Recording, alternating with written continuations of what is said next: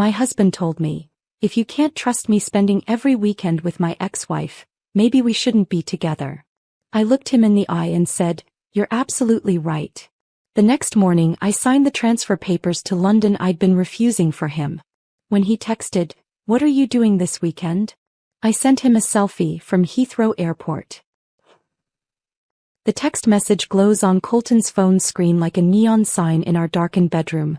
Can't wait to see you today. It's been too long. D.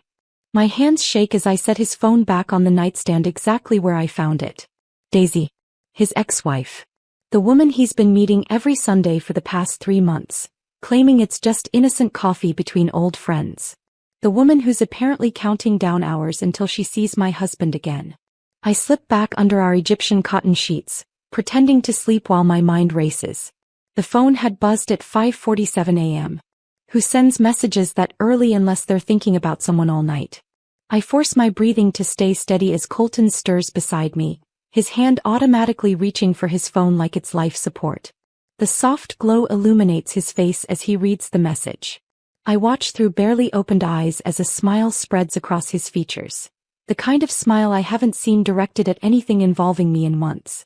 He types back quickly, his fingers moving with practiced familiarity across the screen. The response is brief, but his expression suggests it's loaded with meaning I'm not meant to understand. Morning, beautiful. His voice carries that forced cheerfulness people use when they're hiding something significant. He leans over to kiss my forehead and I catch a whiff of the cologne he's already applied. At 6 a.m, for Sunday coffee with a friend. I murmur something non-committal and roll over, giving him space to continue whatever performance he's staging. Through the mirror on our dresser, I watch him select his outfit with the kind of care usually reserved for job interviews or first dates. The cashmere sweater I bought him for Christmas. The designer jeans that cost more than most people's rent. Everything coordinated to look effortlessly expensive. This is our Sunday routine now. For 3 months, ever since Daisy Morrison announced her return to London via a carefully casual text that Colton shared with me like it was completely innocent. My ex-wife is back in town. Might grab coffee to catch up. Such simple words for something that would systematically dismantle our marriage one weekend at a time. I remember that first Sunday clearly. Colton had dressed normally then. Weekend casual, 5 minutes to get ready, barely a glance in the mirror. He'd returned 2 hours later with stories about Daisy's photography career in New York, her struggles readjusting to London, how she needed guidance navigating the competitive art world. I'd listened while organizing our bookshelf, noting the animation in his voice when he described her projects, the way his eyes lit up discussing her creative vision. Maybe we should have her over for dinner, I'd suggested, testing the waters. I'd love to meet her properly. The suggestion had landed like a stone in still water. Colton's enthusiasm vanished, replaced by that careful expression he wore during difficult client negotiations. She's very private right now. Going through a difficult transition. Maybe once she's more settled. That should have been my first warning. In 4 years of marriage, Colton had never been protective of anyone's privacy except his own. But I'd wanted to trust him. Trusted the man who'd promised me forever in a church filled with 200 witnesses. Trusted the partner who'd built this beautiful life with me, brick by expensive brick. Our Georgian townhouse in Richmond, featured in 3 different design magazines. My thriving marketing consultancy. His corner office overlooking the Thames. We were the couple other people envied at dinner parties, the ones who seemed to have cracked the code on having it all. So I'd ignored the warning bells. Ignored the way he started caring about his appearance on Sundays. Ignored the increasing frequency of their meetings, the lengthening duration, the late-night phone calls that sent him walking out to our garden for privacy. I'd even ignored my own instincts when those calls started happening during our dinner conversations, Colton apologizing while stepping outside to help Daisy with some urgent professional crisis that always seemed to occur during our limited time together. The shower starts running and I know I have exactly 20 minutes before he emerges, fully prepared for another day in his alternate reality. 20 minutes to lie here and pretend I don't know what I know. Pretend I haven't seen the credit card charges from expensive restaurants in Shoreditch. Pretend I haven't noticed how our weekend plans always get cancelled for Daisy emergencies. Pretend I haven't started sleeping in the guest room because listening to his late-night conversations with her makes me feel sick. My phone buzzes on my nightstand. An email from my company's London office, marked urgent. The subject line makes my stomach flip. European Division Director, final consideration, time sensitive. I delete it without opening, just like I did with the previous two offers. £145,000 annually to head their European division. My own team, unlimited creative control, a chance to build something entirely my own. But accepting would mean disrupting our perfect Richmond life, abandoning the beautiful existence Colton and I have constructed together.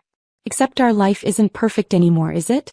It's a carefully maintained illusion, like one of those movie sets that looks real from the front but reveals itself to be nothing but scaffolding and paint when viewed from behind. The water stops running. I hear him humming something while he towels off, actually humming while preparing for his weekly betrayal. The sound makes my chest tight with a combination of fury and heartbreak that I'm becoming too familiar with. I force myself out of bed and down to our kitchen, needing the ritual of making coffee to ground me in something real.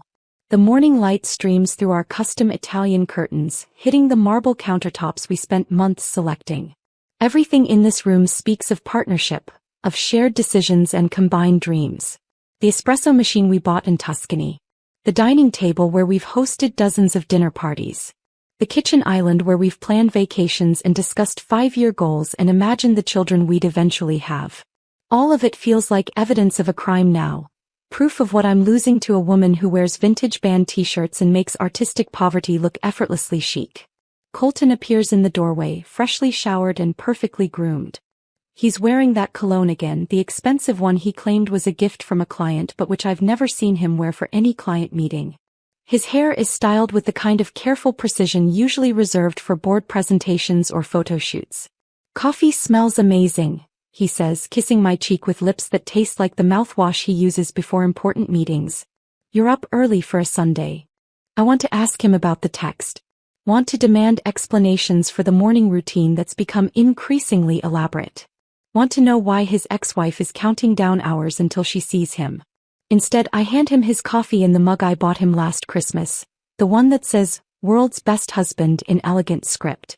The irony isn't lost on either of us. Another crisis with Daisy? I ask, keeping my voice carefully neutral. He nods, already checking his phone again. Gallery politics. You know how complicated the art world can be. I don't actually. Neither does he, as far as I knew until 3 months ago when he apparently became an expert in creative industry navigation. But I nod anyway, playing my role in whatever script we're both pretending to follow. He leaves 20 minutes later with a kiss that feels like an apology and a promise to be back by dinner. I watch from our front window as he walks to his car, noting the spring in his step that used to be reserved for our date nights. The car disappears around the corner, carrying my husband toward whatever fantasy he's constructed with the woman who used to share his name. I'm still standing at the window when my phone buzzes again. Another email from London. This time I don't delete it immediately. Instead, I stare at the subject line and wonder what would happen if I finally said yes to the life that's been waiting for me while I've been busy trying to save the one that's already over. The London email sits in my phone, unopened but impossible to ignore. I pour myself another cup of coffee and settle at our kitchen island, letting the silence of our empty house wrap around me like a blanket I don't want but need. 2 weeks pass before I notice the changes in Colton's Sunday preparations. It starts with the cologne. Not his usual weekday scent but something deeper, more expensive. The kind he wore on our first anniversary dinner at that restaurant in Mayfair where we couldn't afford the wine but ordered it anyway. I'm organizing our walk-in closet when I spot the Hermes shirt missing from its usual place. The navy one with the subtle pattern that I spent 3 weeks' worth of grocery money on for our anniversary. It's Tuesday and Colton's at the office wearing his standard corporate uniform. Which means that shirt went somewhere else entirely. Sunday morning confirms my suspicion. He emerges from our bathroom wearing it, paired with dark jeans that probably cost more than our monthly electric bill. The casual elegance of someone dressing to impress while pretending not to care. Nice shirt, I comment, folding his weekend clothes into neat piles. Special occasion? His fingers pause on his watch clasp. Just coffee with Daisy. You know how image-conscious the art world can be. Right. Because obviously his ex-wife's professional network requires him to dress like he's attending a gallery opening rather than grabbing a quick coffee between old friends. I watch him spend 25 minutes on his hair, using products I've never seen him touch before. When he catches me observing his reflection in the bathroom mirror, he offers a sheepish grin. Important networking, he explains, as if styling his hair like a magazine model is standard procedure for maintaining professional relationships. Must be some important networking, I say, attempting lightness while something cold settles in my stomach. All this preparation for Daisy. The transformation is immediate. His face hardens, shoulders squaring like he's preparing for battle. Don't be ridiculous, Paige.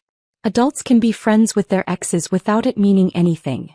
The word ridiculous hits me wrong. 4 years of marriage and he's never called my concerns ridiculous before.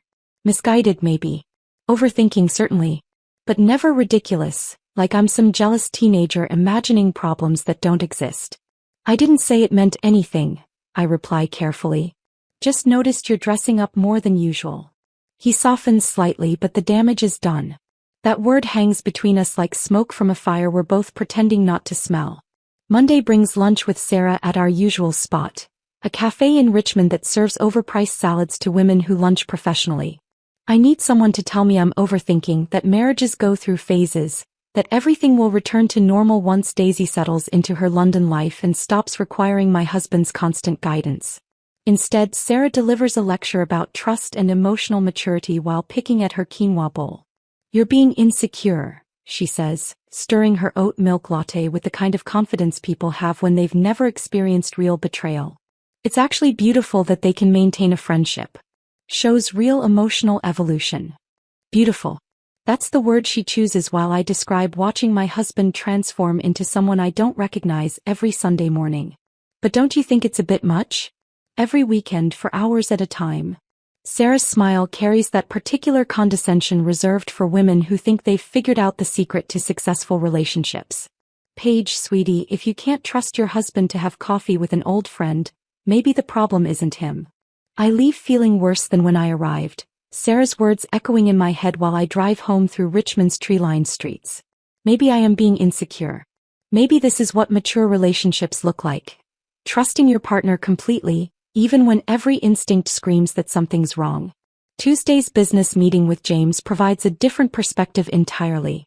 We've been partners for 5 years, building our marketing consultancy from nothing into something respectable. James knows me well enough to read the tension in my shoulders, the distraction in my responses to client updates. Everything all right at home? He asks while we review quarterly projections. I find myself describing Colton's Sunday routine, the increasing frequency of meetings, the elaborate preparation for casual coffee dates. James listens without interrupting, his expression growing more serious with each detail. When I finish, he doesn't offer reassurance or advice. He just raises his eyebrows in that way I've learned to interpret over years of working together. The expression he wears when clients describe marketing strategies that make no logical sense. Interesting, is all he says, but his silence speaks volumes. Later, as we're packing up our laptops, he mentions almost casually, saw Colton last Sunday actually. At that new place in Shoreditch. The one with the exposed brick and the 20-pound steaks. My hand's still on my keyboard. Shoreditch? He said they were getting coffee in Richmond. James's expression grows carefully neutral. Maybe they changed plans. He was with a woman, brunette, artistic looking. They seemed. He pauses, choosing his words carefully. Looked like they were on a date. The words hit me like cold water. James quickly changes the subject to client retention rates, but the damage is done. My husband lied about where he was meeting his ex-wife, and they were somewhere expensive enough that James remembers it specifically. October arrives with longer Sunday meetings and a new development that makes my chest tight with recognition. The phone calls start happening at night, usually around 10 when we're settling in to watch television or read. Colton's phone buzzes, he glances at it and his entire demeanor shifts. Sorry, it's Daisy. Client emergency. He steps out to our garden, leaving me alone with the muted television and the sound of his animated conversation drifting through the French doors. I can't make out words, but his tone is different during these calls. Warmer, more engaged than I've heard him sound in months. The conversations stretch longer each week. 20 minutes becomes 30, then 45. I find myself timing them, lying in bed listening to the rise and fall of his voice while he paces our garden path. He laughs during these calls, Genuine, delighted laughter that makes me realize I can't remember the last time he laughed like that with me. When he returns to our bedroom, he's always apologetic but vague about the emergencies requiring such lengthy discussions. Gallery politics, client negotiations, industry connections. Daisy apparently needs guidance navigating London's competitive art scene, and my husband has somehow become an expert in creative industry management despite never showing interest in art beyond what looks impressive on our walls. What kind of client problems require midnight consultations? I ask one night after he spent an hour outside talking her through some undefined crisis. He slips back under our covers, phone finally silent on his nightstand. You know how creative types are. Everything's urgent and emotional. She just needs someone who understands the business side. Right. Because the woman who built a successful photography career in New York, one of the world's most competitive markets, suddenly needs my husband's guidance handling basic professional situations. The phone never seems to sleep anymore. It buzzes during our dinner conversations, interrupting movies we're watching together, lighting up the dark bedroom at all hours with messages from D. When I ask about the constant contact, Colton explains that Daisy's struggling with the transition back to London, needs emotional support, requires advice on everything from apartment hunting to rebuilding her professional network. She's very fragile right now, he says, as if this explains why his ex-wife requires more attention than his actual wife. Fragile. The word starts appearing frequently in his descriptions of Daisy. Fragile emotional state, fragile professional situation, fragile adjustment to London life. This woman who packed up her entire existence and moved to another country to pursue her career is apparently too delicate to handle basic life challenges without my husband's constant intervention. I start sleeping in our guest room, telling myself it's because his late-night conversations keep me awake. But the truth is more complicated. Lying next to someone while they prioritize another woman's needs over your shared bedtime feels like a special kind of torture I'm not ready to endure every night. From the guest room I can still hear him talking to her through the walls. His voice carries differently at night, softer and more intimate than the professional tone he uses during business calls. Sometimes I catch fragments. Reassurances about her talent, encouragement about her prospects, promises that things will get better. I can't remember the last time he spoke to me with that kind of gentle certainty. The guest room becomes my sanctuary and my prison.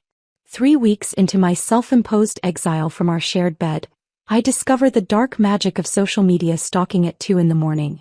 Insomnia has become my unwelcome companion, arriving precisely when Colton's breathing settles into the deep rhythm of someone sleeping peacefully despite systematically destroying his marriage. Tonight, like so many others, I find myself reaching for my phone, thumb hovering over the Instagram app with the kind of hesitation people reserve for opening medical test results. Daisy Morrison's profile loads with cruel efficiency. No privacy settings, no barriers between me and the curated glimpse into the life that's consuming my husband's attention.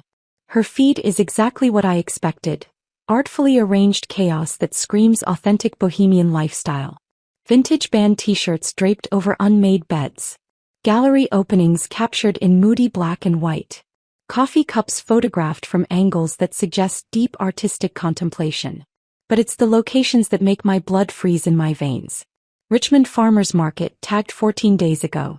The same Sunday Colton claimed they were meeting for coffee in some generic cafe. The photo shows autumn produce arranged like a still life, but I recognize the vendor stalls, the cobblestone layout, the Victorian lampposts that line the market square where Colton and I have shopped together every other weekend for 4 years. I scroll further, my thumb moving with the mechanical persistence of someone picking at a wound. Our favorite antique shop on Hill Rise, photographed 6 days ago with the caption, "Hidden treasures in unexpected places." The image shows vintage jewelry displayed against weathered wood, the same display case where Colton and I found the Art Deco mirror hanging in our hallway. He's not just meeting my husband. He's touring my life, documenting places that belong to us, locations that hold our shared memories and inside jokes. Each photo feels like evidence of territorial conquest, a systematic claiming of spaces I thought were ours alone. The worst part is how beautiful her photography is. Each image is composed with professional skill, transforming mundane locations into something that looks worthy of gallery walls. She has an eye for finding poetry in places I've always considered simply functional. Seeing my life through her artistic lens makes me feel ordinary by comparison, like I've been living in black and white while she sees everything in vivid color. Morning brings the monthly ritual of organizing our finances, a task I've always handled because Colton finds numbers tedious unless they're attached to his quarterly bonuses. I spread bank statements across our dining room table, cross-referencing receipts with automated charges, looking for the familiar patterns of our predictable life. Instead, I find evidence of someone else's existence threaded through our accounts like foreign DNA. Lou Bernardine in Shoreditch. Pound 180 for dinner on a Sunday when Colton told me they grabbed sandwiches at a local cafe. Saatchi Gallery admission for two, purchased the same afternoon he claimed they spent walking through Richmond Park discussing her career prospects. Most damning of all, charges from the Ned's Lobby Bar in central London, dated last Sunday when he swore they had a quick coffee before he came home early because Daisy was feeling overwhelmed. The numbers don't lie even when everything else does. I photograph each suspicious charge with my phone, building a digital case file I'm not sure I want to prosecute. When Colton appears in our kitchen that evening, loosening his tie after another day of managing other people's money, I spread the statements in front of him like cards in a poker game. Expensive coffee dates, I say, pointing to the Shoreditch restaurant charge. His reaction is immediate and smooth, too smooth like he's been preparing for this conversation. That wasn't coffee. We met some gallery owners Daisy knows from New York. Networking dinner. You know how important connections are in creative industries. The explanation comes so naturally I almost believe him. Almost.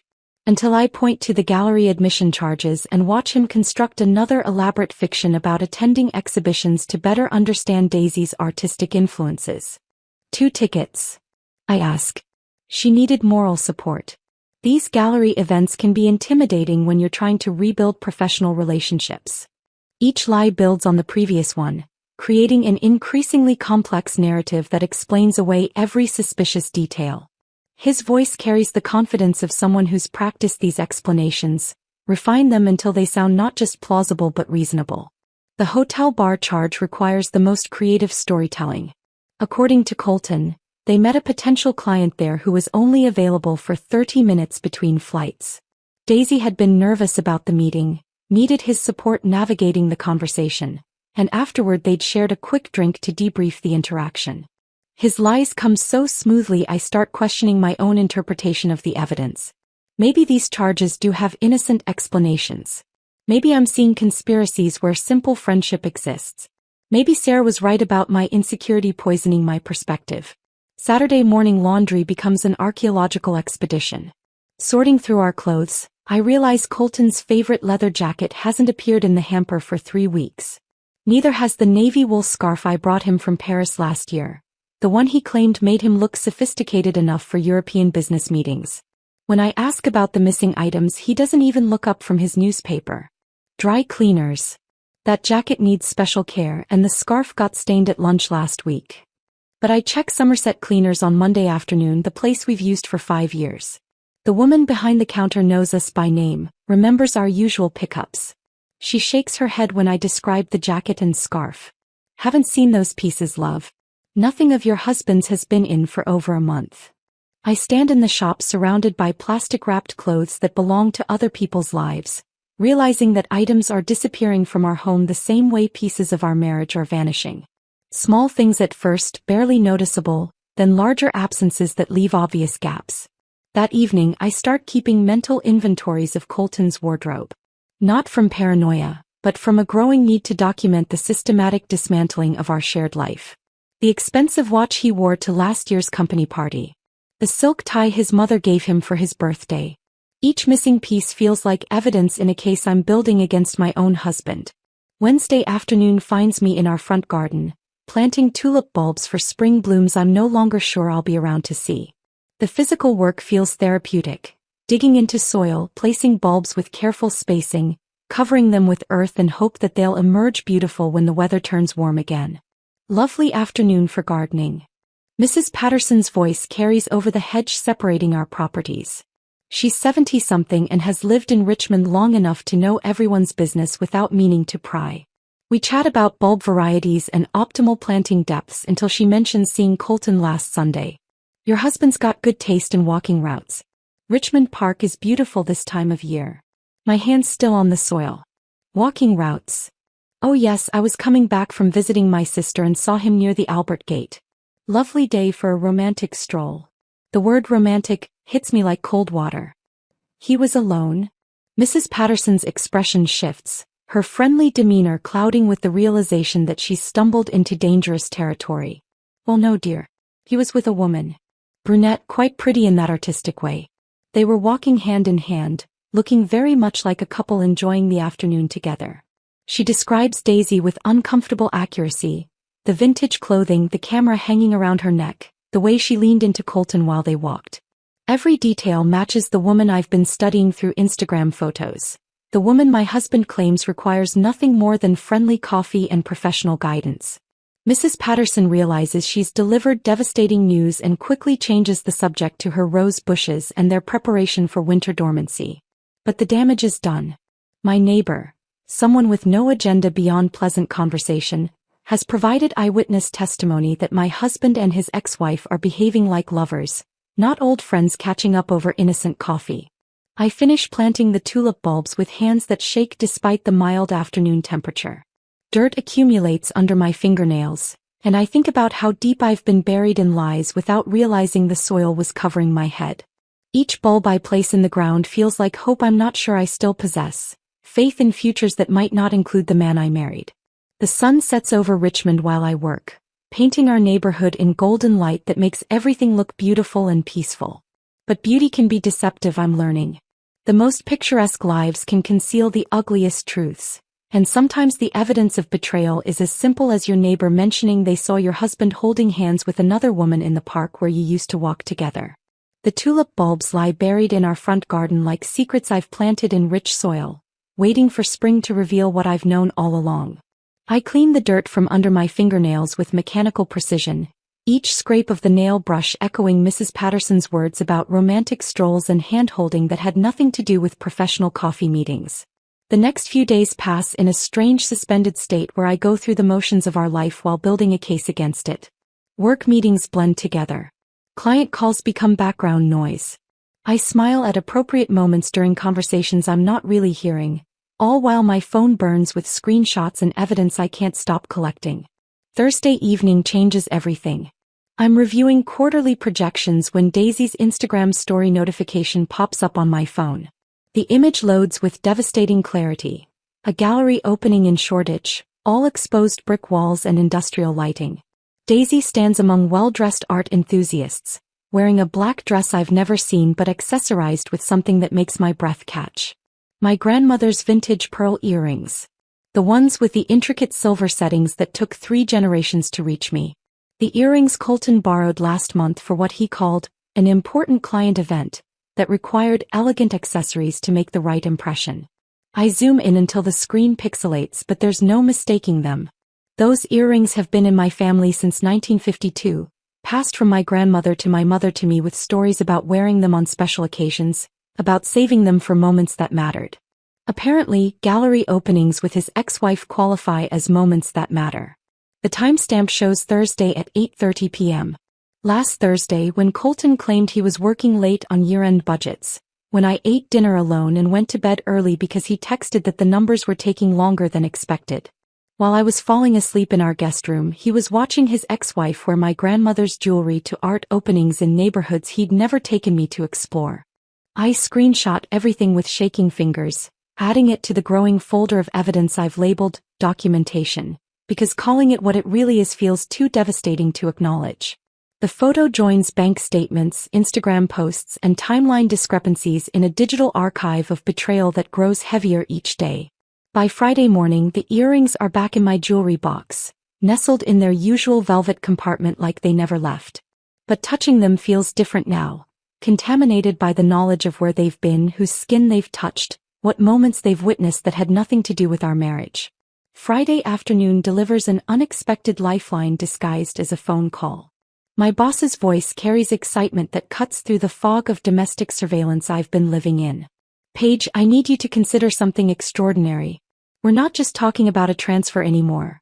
We want you to launch our entire European division. Your own team, unlimited creative control, complete authority over strategy and implementation.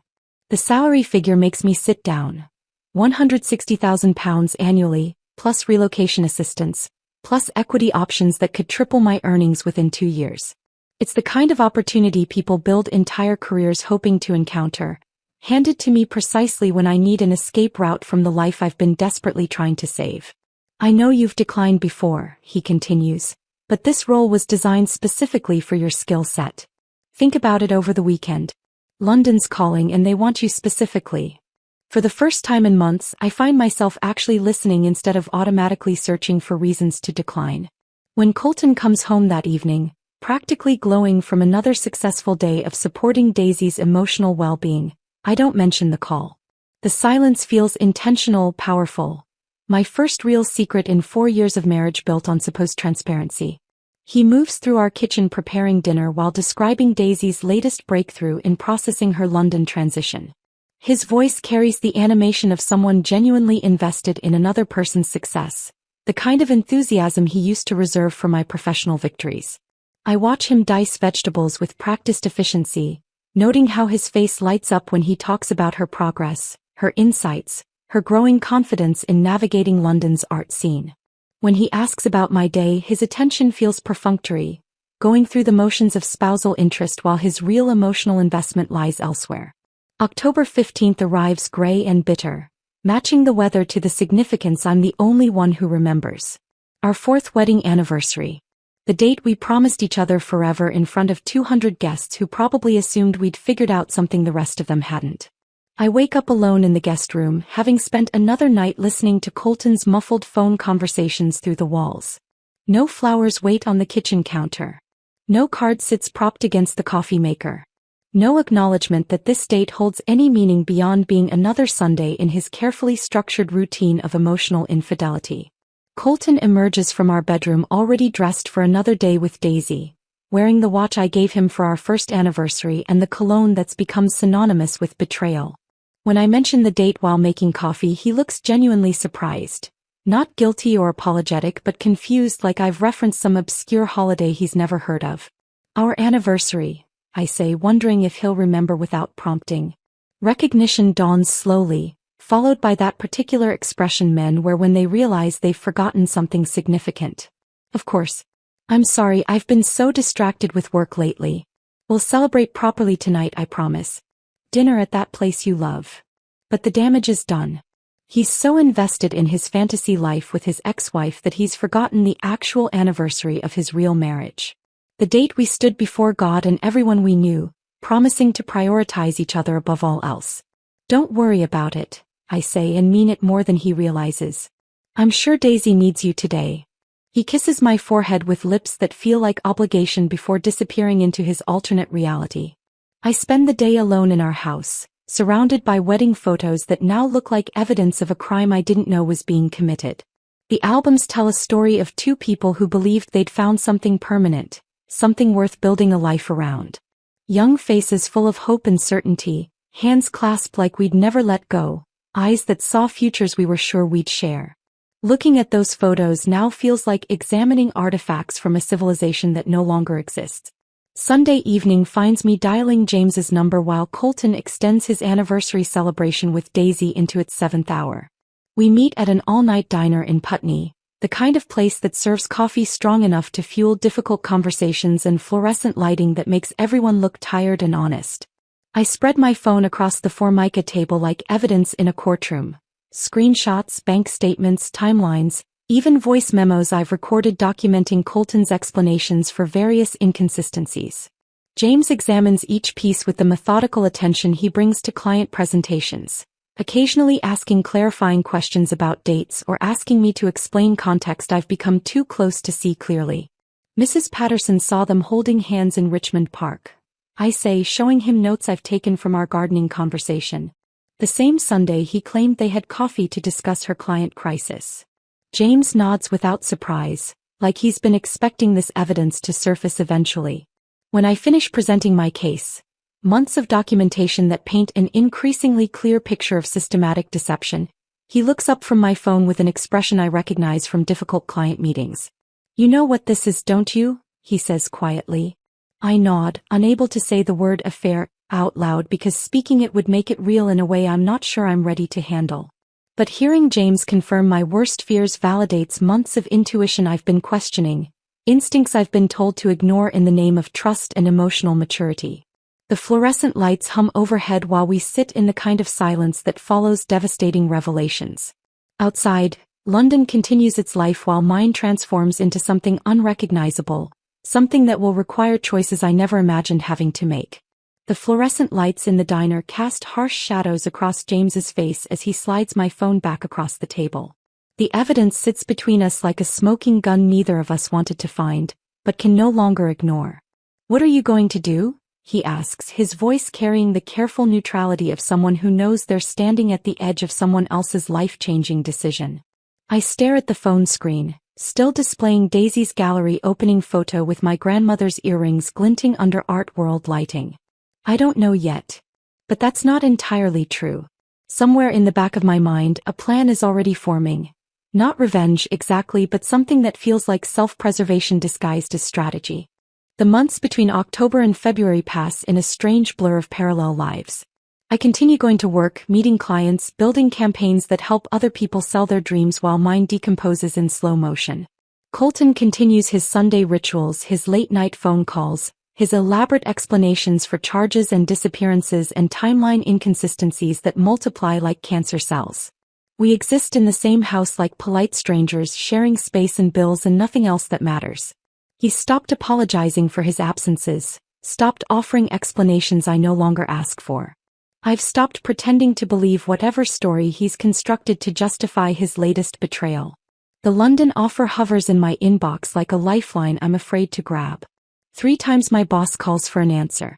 3 times I ask for more time to consider, knowing I'm really waiting for Colton to give me permission to leave by finally being honest about wanting me to go. February arrives gray and bitter, matching my mood as I sit in our kitchen at 7 a.m. reviewing client proposals that feel increasingly meaningless. Outside, Richmond looks like a watercolor painting left in the rain, all blurred edges and muted colors that mirror the dissolution of everything I thought was permanent. Footsteps on the stairs announce Colton's arrival, though I can already tell from the sound that this isn't his usual weekend casual descent. These steps have purpose, precision, the cadence of someone preparing for an important performance. He emerges from our bedroom looking like he's headed to a magazine photo shoot rather than coffee with a friend in emotional crisis. The cashmere sweater I gave him for Christmas, charcoal gray Italian wool, expensive enough that I'd hesitated before buying it. Dark jeans that cost more than most people's monthly grocery budget. Hair styled with products I've never seen him use for any client meeting or social event in our 4 years of marriage. Another emergency situation with Daisy? I ask without looking up from my laptop.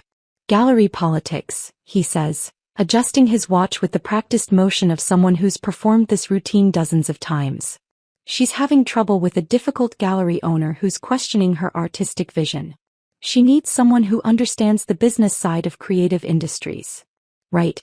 Because overnight my husband became an expert in art world negotiations, despite never showing interest in creative fields beyond choosing what looks impressive on our walls.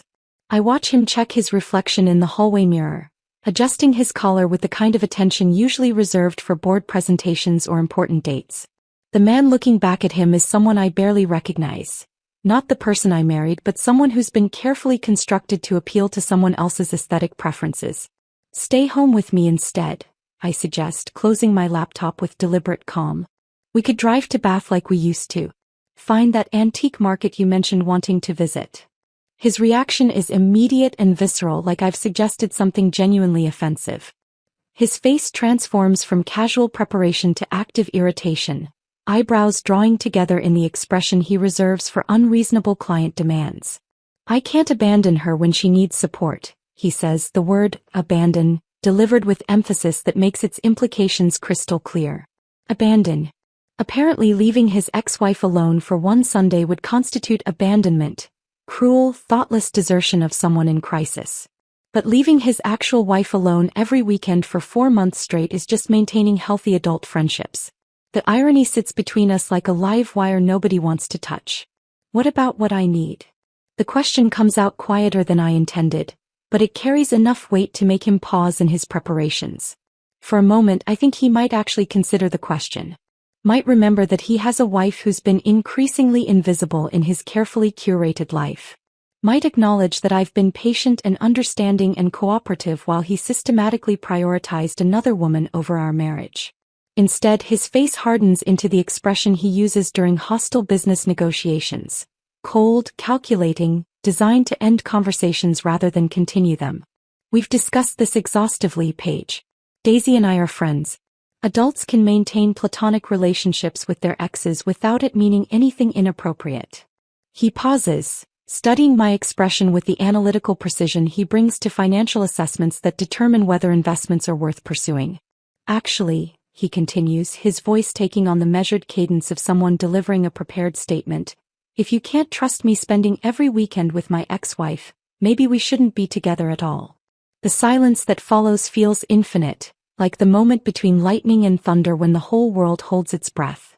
I can hear our neighbor's dog barking at something only it can see. Sunday morning traffic beginning to build on Richmond Road. Our antique grandfather clock in the hallway ticking away seconds of our marriage with mechanical precision.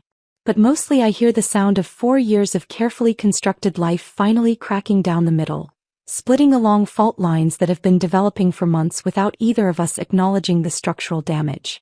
He's given me an ultimatum disguised as a choice. Accept his relationship with Daisy or end our marriage. Trust him completely or lose him entirely. Submit to his version of reality or face the consequences of questioning it. What he doesn't realize is that he's also given me permission to end this charade with my dignity intact. I look him directly in the eyes, seeing clearly for the first time in months. The man standing in our hallway wearing clothes I bought him, cologne he saves for another woman, styling his hair for someone who isn't his wife. This isn't my husband anymore. This is someone wearing my husband's face, living in my house, spending my emotional energy while giving his authentic self to someone else entirely. You're absolutely right, I say, my voice carrying a calm that surprises us both. His face goes through fascinating changes. Confusion first, like a computer processing conflicting information. Then alarm as he realizes this wasn't the script he'd written in his head. He'd expected tears, accusations, maybe even a dramatic scene he could later describe to Daisy as evidence of my emotional instability and his justified need for support from someone who understands him better. What he hadn't expected was agreement. Calm, rational, immediate agreement that his ultimatum makes perfect sense. Wait, he says, his confident negotiation stance faltering. That's not, I mean, we should talk about this. But I mean every word with surgical precision. I'm done with the entire elaborate performance of pretending our marriage can survive someone who's already emotionally divorced himself from it. Done pretending that love means accepting lies as truth, that trust means ignoring evidence, that commitment means tolerating systematic betrayal disguised as friendship. He stands in our hallway looking like someone who's just realized they've overplayed their hand in a game they thought they controlled. The ultimatum that was supposed to silence my questions has instead given me the clarity I've been searching for since that first Sunday morning when everything started changing. For the first time in months, I know exactly what I'm going to do next. Colton stands frozen in our hallway, his carefully styled hair and expensive cologne suddenly looking like costume pieces from a play that's ended mid-performance. The confidence he'd worn like armor while delivering his ultimatum has evaporated, leaving behind someone who looks genuinely confused about how his power play has backfired so spectacularly. We should talk about this, he says again, his voice carrying a note of panic that wasn't there 5 minutes ago. We just did, I reply, gathering my laptop and client files with the calm efficiency of someone who's finally stopped fighting against the inevitable. You were very clear about your priorities. He follows me upstairs, his footsteps quick and uncertain behind me. I can feel him watching as I move around our bedroom, our former bedroom, collecting the work materials I'll need for what's about to become the most important Sunday of my professional life. Paige, wait. I didn't mean we should actually separate. I was just trying to explain how important it is for you to trust me. Trust. The word that's been weaponized against me for months, used to make me question my instincts and ignore obvious evidence. Now it sounds hollow, meaningless, like calling rain dry or darkness bright. I do trust you, I say, pulling my laptop charger from the wall outlet. I trust you to prioritize Daisy over everything else. I trust you to lie about where you go and what you do. I trust you to forget our anniversary while remembering every detail of her gallery openings. He opens his mouth to protest, but I continue before he can construct another elaborate fiction. Most importantly, I trust that you meant exactly what you said downstairs. If I can't accept your relationship with your ex-wife, we shouldn't be together. So we won't be. I leave him standing in our bedroom doorway and head to my home office, the room that's about to become my war room for executing the most important strategic decision of my life. The London email sits in my inbox like a door I've been afraid to open, afraid of what might lie beyond the familiar confines of Richmond and routine and marriage that felt safe even while it was suffocating me. But safety is an illusion when you're drowning slowly, and I've been underwater for so long I'd forgotten what breathing feels like. My fingers hover over the keyboard for only a moment before muscle memory takes over, typing words that feel like they're coming from some stronger, clearer version of myself I haven't met in years. Subject: London Division Director position acceptance. I'm ready to accept the role. When can we discuss transition logistics and start dates? Thank you for your patience with my decision-making process. I'm excited about this opportunity. I hit send before I can second-guess myself, before the part of my brain that's been trained to prioritize other people's comfort over my own advancement can interfere with this moment of perfect clarity. The response comes faster than I expected.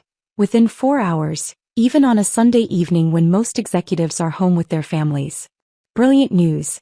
Can you start in 3 weeks? We'll handle all relocation logistics, including temporary housing and permanent flat hunting assistance. Welcome to the London team. We've been hoping you'd say yes. 3 weeks. 21 days to dismantle a life I've spent 4 years building and reconstruct it in a city where nobody knows my history, where I can be someone other than the wife who wasn't enough to keep her husband's attention. Downstairs, I can hear Colton on the phone, probably calling Daisy to describe his domestic crisis and seek comfort from the woman who's apparently better equipped to understand his emotional needs than his actual wife. The conversation lasts over an hour, his voice carrying the same animated tone that used to be reserved for discussions about our future. Monday morning arrives with the predictable sound of Colton attempting damage control. His footsteps on the stairs are heavier than usual, weighed down by the kind of regret that only surfaces after consequences become visible. He appears in our kitchen wearing that particular expression men get when they realize they've overplayed their hand. Sheepish but defensive, sorry but not really, like someone who's been caught cheating at cards but wants to argue about the rules rather than acknowledge their behavior. About yesterday, he begins, adjusting his cufflinks with nervous precision. I think we both said things we didn't mean. Heat of the moment, you know? We've been under a lot of stress lately. I look up from my coffee, genuinely curious about his revisionist interpretation of events. Stress. As if external circumstances forced him to prioritize his ex-wife over our marriage. As if spending every weekend with another woman was something that happened to him rather than something he chose repeatedly. Which part didn't I mean? I ask, my voice carrying the calm interest of someone observing a fascinating psychological experiment. The part where I agreed with your assessment of our relationship, or the part where I accepted that we shouldn't be together? He runs his hand through his hair, the same gesture he makes during difficult client presentations when the numbers don't support the narrative he's trying to sell. You know what I meant, Paige. You were being... He stops himself before finishing that sentence, probably remembering how well calling me ridiculous worked out yesterday. I was being what, Colton? Emotional. Reactive. This whole thing with Daisy has you seeing problems that don't exist. The audacity is breathtaking. 4 months of systematic deception, forgotten anniversaries, missing jewelry, and financial infidelity, and I'm the one creating problems by noticing them. I signed the transfer papers, I say simply, watching his face process the information like a computer running too many programs simultaneously. The kitchen goes completely silent except for our espresso machine's gentle hum and the sound of Colton's carefully constructed world beginning to crumble. What transfer papers? London. The director position I've been offered 3 times. The one worth nearly double my current salary. I start in 3 weeks. His coffee cup hits the marble counter with a sharp crack, sending brown liquid across the surface in patterns that look like abstract art. He stares at me like I've announced plans to join a space mission or become a professional acrobat. Something so foreign to his understanding of who I am that his brain can't process the information. You can't be serious. We never discussed this. You can't just make unilateral decisions about our future. The hypocrisy is so perfect I almost laugh. The same man who's been making unilateral decisions about our weekends for months, who's been conducting a relationship with his ex-wife without consulting me about the impact on our marriage, is suddenly concerned about collaborative decision-making. Actually, I reply, wiping up the spilled coffee with paper towels that somehow feel symbolic of cleaning up messes that weren't originally mine. Especially when you've made it clear that our future isn't really a priority. That's not fair. You know how important you are to me. Do I? Because from where I'm sitting, it looks like Daisy's career concerns, Daisy's emotional needs, and Daisy's social calendar have been significantly more important than anything involving your actual wife. He starts to protest, but I continue before he can launch into another elaborate explanation about the innocence of professional friendships and the maturity of maintaining relationships with ex-spouses. The house goes on the market Friday, I add, because there's no point in drawing out revelations that will be devastating regardless of timing. The blood drains from his face so quickly I worry he might actually faint. You can't sell our house. It's our home. It's where we've built our life together. It's my house, I correct gently, though the gentleness is more for my own peace of mind than his comfort. The mortgage, the deed, the down payment, all in my name alone. I bought it 6 months before we got married, remember? You helped choose the furnishings. The financial reality settles over him like a physical weight. Colton earns well for someone his age, but he's grown accustomed to our combined lifestyle, the kind of comfortable existence that requires 2 professional incomes to maintain without stress. I can't afford anything comparable on my own, he admits, his voice small in a way I haven't heard since his father's business failed during our 2nd year of marriage. I know, I say, and mean it without cruelty. But that's not my problem anymore. The man standing in my kitchen in my house wearing clothes I bought him, suddenly looks like someone I'm seeing clearly for the first time. Not the partner I thought I'd married, but someone who's been living in my space, spending my emotional energy, taking advantage of my investment in our shared future while pursuing his own interests with someone else entirely. 3 weeks suddenly feels like both too much time and not nearly enough to extract myself from 4 years of entangled finances, shared possessions, and the elaborate infrastructure of a marriage that was apparently much more important to me than to him. But for the first time in months, I feel something that resembles excitement rather than dread when I think about what comes next. 3 weeks feels like both eternity and no time at all when you're dismantling a life piece by piece. The days blur into a routine of boxes, legal paperwork, and the strange intimacy of dividing shared possessions with someone who's become a stranger. Colton moves through our house like a ghost haunting his own life, occasionally attempting conversations that feel more like negotiations than genuine communication. The morning of my departure arrives gray and drizzling, London weather that somehow feels appropriate for endings. I'm sealing the last of my boxes when the doorbell rings with the persistence of someone who has news that can't wait. James stands on my front step with his laptop tucked under his arm and an expression I recognize from our most difficult client meetings. The look he wears when he's discovered something significant that no one's going to want to hear. We need to talk, he says, stepping into my hallway without waiting for invitation. Before you leave, there's something you should see. He sets his laptop on our dining room table, the same table where Colton and I used to plan dinner parties and discuss weekend trips we'll never take. The screen loads with the methodical efficiency of someone who's spent considerable time organizing evidence. I was running social media analytics for that gallery client. James begins, his fingers moving across the keyboard with practiced precision. Daisy Morrison's name came up in the data, so I did some deeper research. What I found changes everything. The screen fills with screenshots, timestamps, and social media posts arranged with the kind of systematic organization that makes my marketing background appreciate the thoroughness even while my heart sinks at the implications. The Sunday brunches, James says, clicking through images that load like evidence in a courtroom presentation. They weren't emergency counseling sessions at local cafes. Look at these locations. The photos tell a different story than any Colton has ever shared with me. Sketch, the trendy Shoreditch restaurant with the 40-pound tasting menu. Chiltern Firehouse, where celebrities go to be photographed. The River Cafe, which requires reservations booked months in advance and costs more per meal than most people's weekly grocery budget. These aren't the kind of places you grab coffee to help someone through professional crisis. These are deliberate destinations, the kind of restaurants where people go to impress each other, to create memories, to mark occasions that matter. She's been documenting everything, James continues, his voice carrying the careful neutrality of someone delivering devastating news as gently as possible. Not just meals but activities. Look at this. The apartment hunting photos make my stomach turn. Not just any properties but specific listings in Richmond. Streets within walking distance of our house. Neighborhoods where she could easily become part of our daily routine. Places where running into us would feel natural rather than coincidental. But the most devastating evidence comes from what James calls Daisy's professional portfolio. An entire photography series titled New Beginnings that's been developing parallel to her relationship with my husband. The images load with artistic precision that makes their emotional impact even more brutal. Our favorite pub, the White Swan, captured in golden hour lighting that transforms the familiar space into something that looks romantic and intimate. The antique shops on Hill Rise where Colton and I used to browse on lazy Saturday afternoons, now serving as backdrop for artistic compositions that suggest someone documenting their systematic reclamation of territory. Even Richmond Farmers Market appears in her portfolio, photographed with the eye of someone who understands the emotional significance of shared spaces and wants to claim them for her own narrative. Each image is dated, James says, pointing to timestamps that reveal the scope of what's been happening.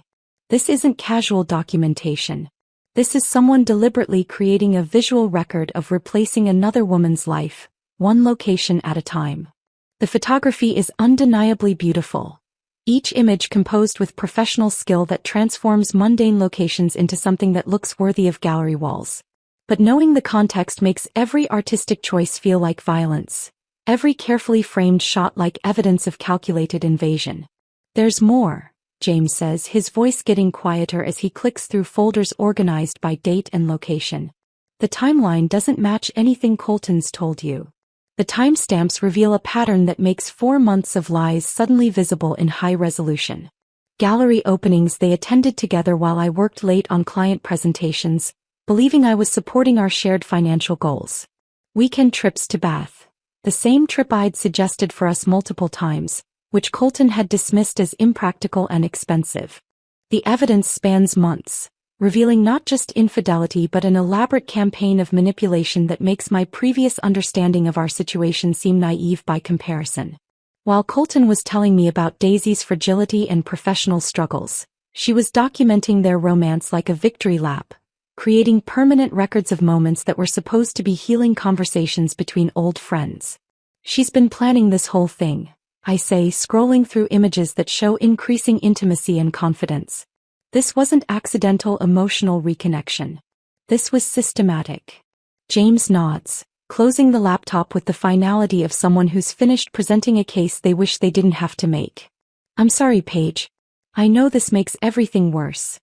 But he's wrong. Seeing the evidence doesn't make everything worse. It makes everything clear.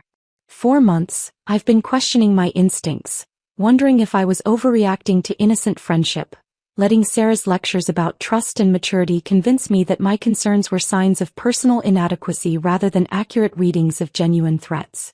Now I understand that my instincts weren't just correct, they were conservative. The situation was worse than I'd imagined, more calculated and deliberate than my worst suspicions had suggested. 2 hours later, I'm standing in the departure lounge at Heathrow, surrounded by the carefully packed remnants of my Richmond life. The morning's revelations feel like final pieces of a puzzle I didn't realize I'd been solving, completing a picture that explains not just what happened but why every attempt to fix our marriage had been doomed from the start.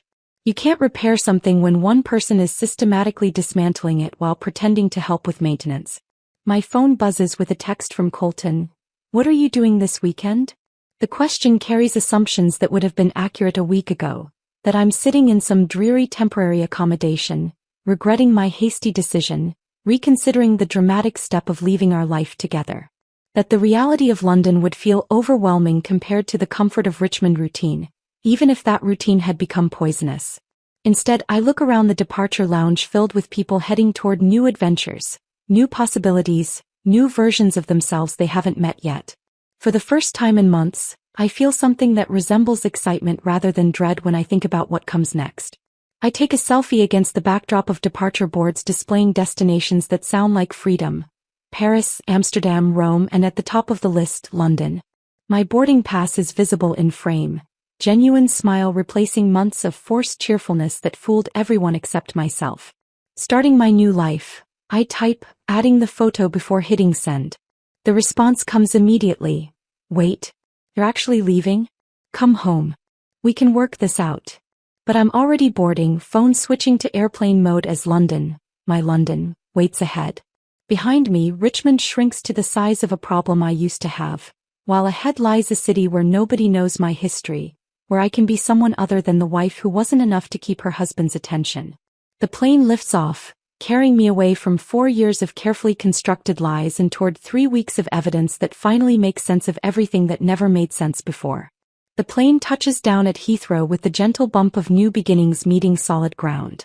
Through the small oval window, London spreads out beneath grey skies that somehow look more promising than Richmond's familiar sunshine ever did.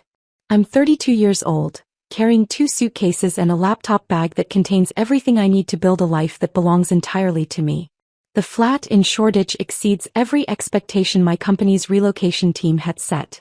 Exposed brick walls that have witnessed decades of London stories, industrial lighting that makes everything look like it belongs in a design magazine, and floor-to-ceiling windows that frame the city skyline like a painting that changes with every shift of light and weather. My first morning, I stand at those windows with coffee from the artisanal roastery 3 floors below, watching London wake up around me. The coffee tastes different here. Not just the beans or the brewing method, but the experience of drinking it without wondering where my husband really spent yesterday, without analyzing text messages for hidden meanings, without that constant low-level anxiety that had become so normal I'd forgotten what peace felt like. The office building in Canary Wharf hums with the kind of creative energy I'd forgotten was possible in professional environments. My new team is hungry, innovative, eager to prove themselves in ways that make me remember why I loved marketing before it became just another routine supporting a life that was slowly suffocating me. Within 2 weeks, I've implemented 3 strategies that increase client retention by 30%. The success feels different than my Richmond achievements. Not just professional validation, but proof that I can build something meaningful when I'm not constantly managing someone else's emotional crises.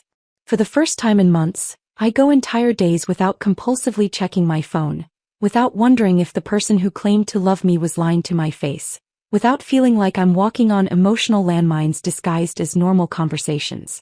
Back in Richmond, according to mutual friends who can't resist sharing updates, my departure created exactly the kind of chaos I'd hoped to avoid but secretly knew was inevitable. Colton's carefully managed double life imploded spectacularly once I removed myself from the equation. Sarah, my former lunch companion and relationship advisor, proves surprisingly eager to share details about the aftermath of my strategic withdrawal. Daisy expected a completely different outcome. She tells me during one of her update calls that feel more like entertainment than genuine concern. She thought the Sunday sessions were courtship leading to commitment, that Colton was building toward leaving you for her. The irony is perfect. When I preemptively ended the triangle by removing myself entirely, Daisy found herself in the awkward position of being the other woman in a relationship that no longer existed. Her response, according to Sarah's breathless reporting, was swift and artistically devastating. The New Beginnings photography series that had documented her systematic replacement of my life was updated with a new collection titled False Starts, stark black and white images of empty restaurant tables, abandoned coffee cups, solitary figures in locations that had once represented possibility but now spoke only of betrayal and miscalculation. The artistic statement was clear. She'd been played just as thoroughly as I had, cast as the romantic heroine in a story where the male protagonist had never actually committed to anything beyond ego gratification and weekend entertainment. The Richmond house sold within 6 weeks. The Georgian townhouse featured in design magazines purchased by a young couple who probably imagined they'll build the kind of lasting partnership Colton and I had pretended to create. The proceeds, after paying off my mortgage, give me the kind of financial freedom that makes London feel less like escape and more like investment in my actual future. 6 months into my new life, I receive an unexpected message through LinkedIn. A professional platform that feels appropriately neutral for what turns out to be the most important conversation I never knew I needed to have. Daisy Morrison requests a private meeting, her message carefully worded and devoid of the artistic flair that characterizes her social media presence. We agree to meet at a cafe in Covent Garden, neutral territory where neither of us has history or emotional investment. She looks smaller than I'd imagined, more fragile than the confident bohemian goddess I'd constructed in my mind during months of social media surveillance. The exhaustion in her eyes speaks to the specific kind of weariness that comes from realizing you've been cast as the villain in someone else's story without understanding the script. I wanted to apologize, she says without preamble, her hands wrapped around a coffee cup like it's anchoring her to the conversation. For everything. For believing things that weren't true, for participating in something that hurt you, for not asking the right questions. She pauses, staring into her cup like it contains answers to questions she's still learning to ask. Colton told me your marriage was essentially over, she continues, her voice getting smaller with each word. That you were just going through the motions until it was convenient to divorce, that you'd grown apart and were staying together for financial reasons. The audacity is breathtaking, but I find myself feeling something unexpected. Pity rather than anger. And you believed him? I wanted to, she admits with the kind of honesty that only comes after consequences make denial impossible. It made everything easier to justify. The restaurant dates, the photography project, the apartment hunting in your neighborhood. If your marriage was already dead, then I wasn't really destroying anything. The conversation lasts 2 hours. 2 women dissecting the elaborate fiction one man had constructed to serve his ego while keeping both of us invested in competing versions of the same fantasy. Colton had been playing both sides masterfully, painting me as controlling and suspicious to her while portraying her as needy and fragile to me. I've been where you were, she says as we prepare to leave. The wife wondering why her husband needs so much friendship from his ex. It's devastating, and I helped do that to you. As our conversation ends, she delivers the perfect coda to what I'm finally comfortable calling my revenge story, though revenge implies more active malice than what actually happened. He's completely alone now, she says, gathering her vintage leather jacket with movements that suggest someone who's learned to carry disappointment with artistic grace. The house sold, he's renting some dreary flat in Clapham, spending weekends watching Netflix instead of curating relationships with women who don't really know him. The irony is so perfect it feels scripted. Colton, who'd been so desperate for female attention that he'd maintained relationships with both his wife and ex-wife simultaneously, now has neither. The man who'd needed constant validation from multiple sources to feel interesting has discovered what it's like to be genuinely alone with himself. Walking back to my Shoreditch flat through streets lined with galleries and cafes that define my new life, I realize something profound has shifted in how I understand what happened to us. I'm not angry anymore. Anger requires ongoing emotional investment in someone else's choices, and I've redirected that energy toward building something that actually serves my interests. Said I'm grateful. Grateful that Colton was arrogant enough to deliver that ultimatum. Grateful that he underestimated my willingness to call his bluff. Grateful that he freed me from a marriage that was slowly suffocating everything authentic about who I used to be. Sometimes people do you the greatest favor of your life by showing you exactly who they are. Colton showed me he was someone who would choose drama over stability, ego gratification over partnership, manipulation over honest communication. And in showing me who he really was, he also revealed who I could become. Someone who refuses to accept less than she deserves. Someone who chooses herself when others won't. Someone who finally learned that you can't save a relationship with someone who's already emotionally left. Every morning when I wake up in my warehouse flat watching London come alive outside my windows, I remember that moment in our Richmond kitchen when everything changed. The moment I stopped fighting for someone who wasn't fighting for us and started fighting for myself instead. I finally chose myself, and it was the best decision I've ever made. If this story of strategic liberation had you captivated from start to finish, hit that like button right now. My favorite part was when Paige delivered that perfectly calm, "You're absolutely right" response to Colton's ultimatum. What was your favorite moment from her journey? Drop it in the comments below. Don't miss more compelling stories of people choosing themselves. Subscribe and hit that notification bell so you never miss an upload.